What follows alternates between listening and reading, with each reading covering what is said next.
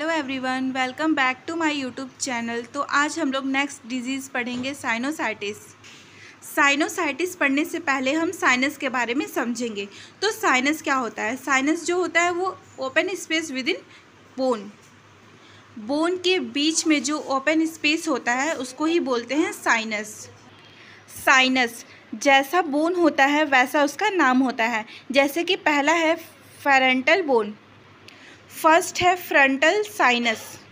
Frontal bone के अंदर जो ओपन स्पेस है, हॉलो कैविटी है, वहाँ पर साइनस होगा तो उसको बोलेंगे frontal sinus. Second ethmoid sinus, ethmoid bone का साइनस। थर्ड है स्फेनॉइड साइनस, स्फेनॉइड बोन के अंदर जो स्पेस है तो स्फेनॉइड साइनस। फोर्थ है मैक्सिलरी साइनस, मैक्सिलरी बोन के अंदर जो साइनस है वो मैक्सिलरी साइनस, जो कि ये लार्जेस्ट साइनस भी है। साइनस की जो लाइनिंग है इसमें इन्फेक्शन या इन्फ्लामेशन हो जाए जिस वजह से वहाँ पे पस का फॉर्मेशन होगा, पस का कलेक्शन होगा, फ्लूइड का एक्यूमुलेशन होगा, तो उसके अंदर ऑब्स्ट्रक्शन डेवलप्ड होगा, obstruction in the sinus opening. Sinus bone के अंदर जो ओपन स्पेस है उसी को बोलते हैं साइनस। उसके लाइनिंग के ऊपर इन्फेक्शन या इन्फ्लामेशन डेवलप्ड हो जाना उसको बोलते हैं साइनोसाइटिस। तो अब हम लोग अपने डिजीज़ की तरफ बढ़ेंगे और आज का डिजीज़ है साइनोसाइटिस। तो साइनोसाइटिस का डिफिनेशन क्या है? Inflammation of paranasal and para orbital sinus is known as sinusitis. तो इसका मतलब क्या बोल रहा है ये? पैरानेजल क्या? पैरानेजल मतलब नेजल बोन, और पैरा ऑर्बिटल मतलब जो आइस के चारों तरफ बोन प्रेजेंट है उसमें साइनस हो जाना, इन्फेक्शन या इन्फ्लामेशन हो जाना, तो वही डिजीज़ हो जाएगा साइनोसाइटिस। अब हम साइनोसाइटिस का इटियोलॉजी देखेंगे। फर्स्ट है बैक्टीरियल इन्फेक्शन के वजह से, suppose that Streptococcus pneumonia Haemophilus influenza. Second viral infection के वजह से साइनोसाइटिस। थर्ड है फंगल इन्फेक्शन की वजह से साइनोसाइटिस।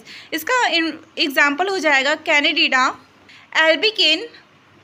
फंगल का इन्फेक्शन हो रहा है तो किसी भी थ्रो से हो सकता है। एयर इन्फेक्शन के वजह से भी साइनोसाइटिस हो सकता है। जैसे कि इन्वायरमेंट है, माइक्रो ऑर्गेनिज्म प्रेजेंट है, अगर हम वहाँ पे इन्हेलेशन करेंगे तो बैक्टीरिया हमारे बॉडी के अंदर एंटर हो जाएंगे, तो जो रिस्पायरेटरी ट्रैक है उसको इन्फेक्टेड करेगा, तो यहाँ पे इन्फेक्शन कॉज होगा।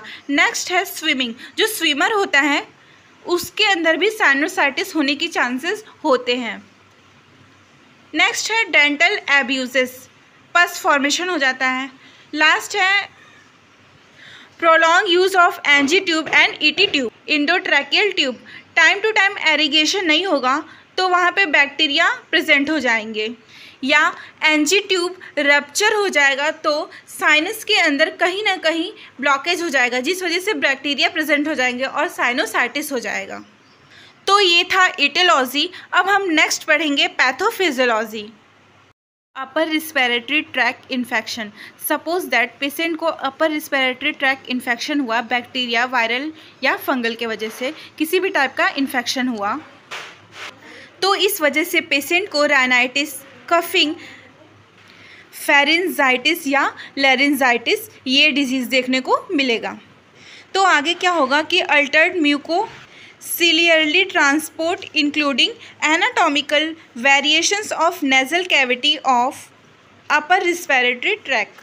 नेजल कैविटी में इन्फेक्शन है तो कॉज होगा नेजल कैविटी या upper respiratory tract. Due to massive influx of contaminated material enter in the sinus, तो क्या होगा कि जो साइनस के अंदर जो मटेरियल है वो एंटर कर सकता है, तो यहाँ पे stasis of mucus of contaminated material in the sinus and lead to the secondary infections and inflammation, sinusitis.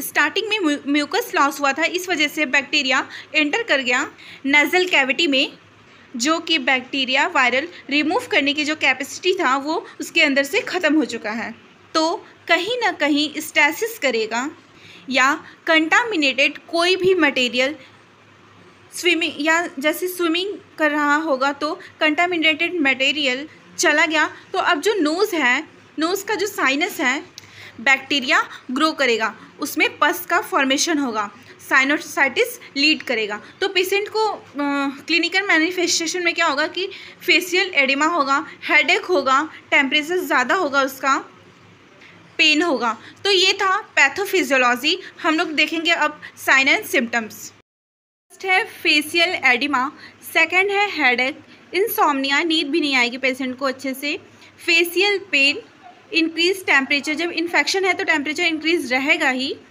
Next है म्यूकोप्यूरिलेंट with in pus, drainage in nose and posterior pharynx. Next है edematous nasal mucosa, next nasal obstruction, sneezing, altered olfaction, itching in nasal mucus, alter breathing pattern. Next देखेंगे diagnostic evaluation, जिसमें first करेंगे history collection, then physical examination, then blood examination भी करेंगे, जिसमें देखेंगे WBC count, CT scan करेंगे, nose and throat swab culture करेंगे, sinus radiography करेंगे और राइनोस्कोपिक भी करेंगे। इसके बाद देखेंगे मैनेजमेंट, जिसमें मैनेजमेंट 3 तरह से करते हैं। पहला मैनेजमेंट करते हैं मेडिकल मैनेजमेंट, दूसरा करते हैं सर्जिकल मैनेजमेंट एंड तीसरा करते हैं नर्सिंग मैनेजमेंट। तो हम लोग एक एक करके सारे मैनेजमेंट देखेंगे। साइनोसाइटिस का मेडिकल मैनेजमेंट में फर्स्ट है एनाल्जेसिक, सेकंड है एंटीबायोटिक, थर्ड है एंटीहिस्टामिन, एलर्जिक रिस्पॉन्स ना हो इसलिए एंटीहिस्टामिन देंगे, एंटी इन्फ्लेमेटरी ड्रग्स देंगे, फिफ्थ है डायरोटिक्स, फ्लूइड एक्सटेंशन और ट्रीट फेशियल एडिमा, फीवर है तो एंटीपायरेटिक देंगे और अगर उसको ज़रूरत पड़ा तो ब्रोंको डायलेटर भी देंगे। नेक्स्ट देखेंगे सर्जिकल मैनेजमेंट, और साइनोसाइटिस में सर्जिकल मैनेजमेंट में साइनोक्टोमी किया जाता है। साइनस कंप्लीटली ऑब्स्ट्रक्ट क्रिएट हो जाता है और पस का फॉर्मेशन हो जाता है, तो नाइक्रोसिस होने से अच्छा साइनोसेक्टोमी कर दिया जाता है, कैविटी को रिमूव कर दिया जाता है और वहाँ पे बोनी टिश्यू का इम्प्लांटेशन कर दिया जाता है। नेक्स्ट देखेंगे नर्सिंग मैनेजमेंट।